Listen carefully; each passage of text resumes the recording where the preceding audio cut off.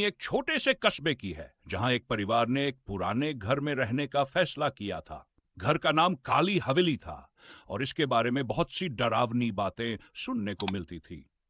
कस्बे के लोग कहते थे कि इस घर में कई साल पहले एक परिवार रहता था जिनकी रहस्यमय मौत हुई थी।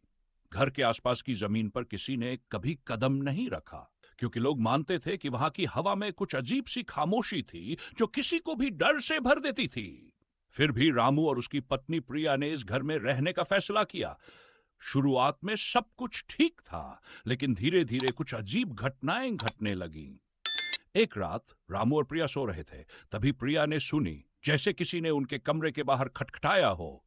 प्रिया डर के मारे रामू को जगाने लगी। रामू, जो पहले तो ये सब महज एक भ्रम समझ रहा था, उठकर कमरे का दरवाजा खोला, लेकिन कुछ नहीं था। खैर, उन्होंने इसे अनदेखा कर दिया और वापस सो गए। लेकिन अगले कुछ दिनों में और भी अजीब घटनाएं घटने लगीं। रात के समय घर के हर कोने से घड़ी की टिक टिक की आवाज आती, जबकि घर में कोई घड़ी नहीं थी। एक रात रामू को लगा कि कोई उसके कमरे में खड़ा है। उसने पलटकर देखा तो उसके सामने एक धुंधली आकृति थी जिसकी आंखों में खौफनाक चमक थी। वह आकृति अचानक गायब हो गई। रामू को अब यकीन हो गया था कि कुछ गलत हो रहा था।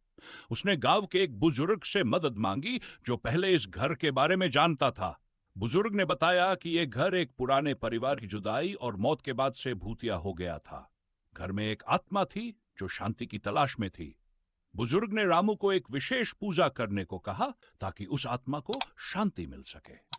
रामू और प्रिया ने पूजा की और उसके बाद घर में शांति लौट आई। रातों रात होने वाली घटनाएं रुक गई और वे फिर से बिना किसी डर के सोने लगे। यह कहानी एक सच्ची घटना पर आधारित है जिसे उस कस्बे के लोग आज भी याद करते हैं। यह हमें यह सिखाती है कि कई बार अजीब घटनाएं और डर भी किसी भूतिया या प्राकृतिक घटना